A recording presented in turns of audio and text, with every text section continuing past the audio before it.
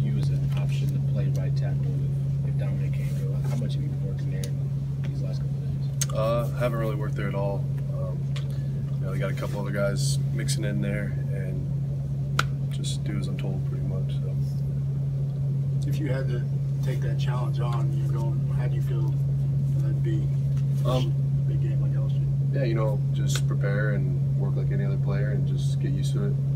It'd be a change, but I'm up for whatever and just whatever the team needs me to be.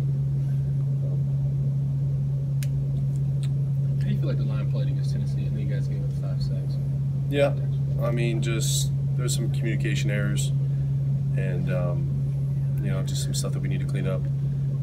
But overall, I feel like when we needed to make some plays, we did. Just execution-wise, just need to do a better job. So I think that was about it. Is that at all bothersome, worrisome that you're over halfway through the season now and you're still having some of those communication issues? No, I think you'll never be perfect as an offensive line. There'll always be something, but just something that we need to work out and take it upon ourselves to get better. And I think we'll do that, with a bye week and just work on what we need to do to improve. I know you didn't play in last year's game, but what are some of the things you remember from that game against LSU, just watching from the sideline? Just the atmosphere was crazy in Death Valley, and it was obviously a really exciting game, just back and forth. So that's what we're expecting going to this game, and just they'll make plays, and we just got to keep going and keep doing our job and execute. So both fan bases are known for being crazy. What kind of stuff did you see leading up to that game or hear during the game? Nothing sticks out. Just how loud it was, and just going in, into the stadium on the buses, they were just yelling at us, and just typical stuff of what everyone else hears too. So Pass blocking has kind of been obviously troublesome at times. The sacks last week, but other times a lot of pressure, a lot of tackles in the backfield this year. What do you attribute to that? Is it just lack of communication, or is there more to it? Yeah, I just think it's more of the stuff that we do. We'll mess up, or like I said, communication or something like that. And we take fault for that. We're just working on it to clean it up every day. And, that's really all that we can do. What corrections can be made, week to week to alleviate some of that? Just taking the right steps, and just you kind of get mixed up in the game sometimes, and you'll mess up on one play, and just kind of get ahead of yourself a little bit. So just kind of settling down, and what Coach Saban preaches, just play each play. And so I'd just say that.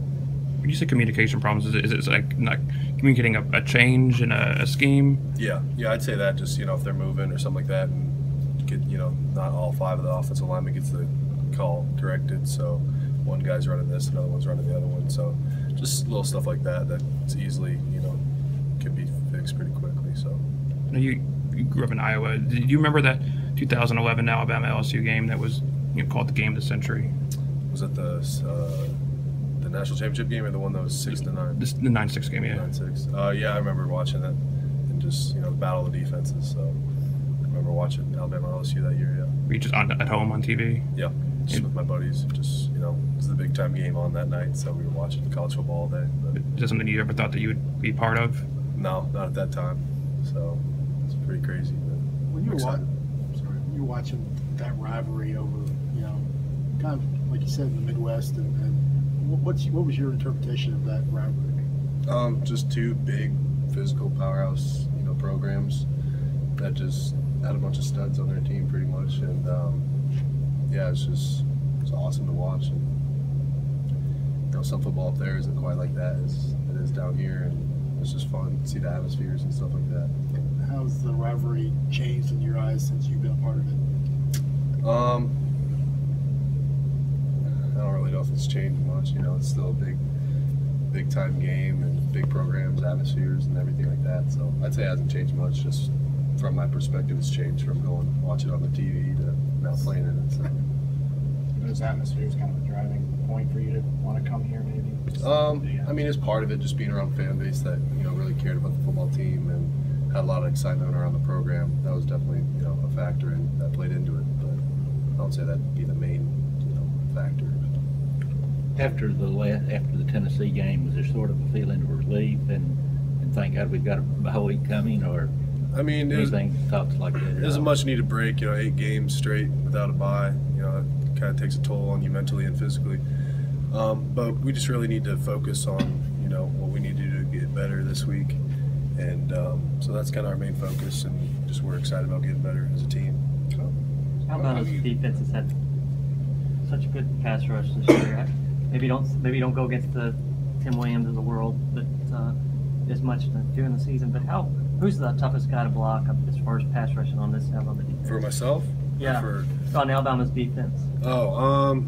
Yeah, like you said, Tim Williams, really good pass rusher. Pat Way is good, I'd say. All the guys are really good. They just do things differently. And I go up against Sean Robinson every day in pass pro, so that's kind of tough. He's a big, strong guy, hard to stop. So for me personally, that's the hardest guy I go up against. But other guys will say different things. How have you managed the mental and physical strain being a first-year starter? It's tough. You can't. They prepare you well as far as just coaches preparing you in the film room and everything like that.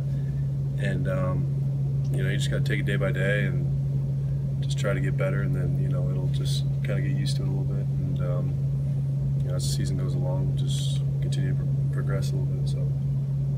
Couple more. Any special getaways this week, or going to watch high school football? Or? Yeah, I'm leaving for back home tomorrow. Tomorrow after practice, so I'm pretty excited about that. But we got practice today and tomorrow, so can't really think about that too much yet. Do you think it's more beneficial to wait until next week to look at LSU film, or would you rather look at start now? I'd say so. I'd say start looking at it next week. Just focus on ourselves and what we need to clean up and get better, as a team. And then next week, that'll come. Just get better right now as ourselves and take care of itself. So. As a player that goes through the weekly grind of a new team to look at, is that kind of refreshing to kind of step back a little bit and focus on yourself instead of having LSU or anybody else? Yeah, week to week it's such a quick turnaround. You just go from one game to go right into the next game, and now it's like we can really break down what we've done just kind of over the whole season, just what we need to improve on, and just kind of keys and reminders. So it's nice. All right, thanks. Thank you.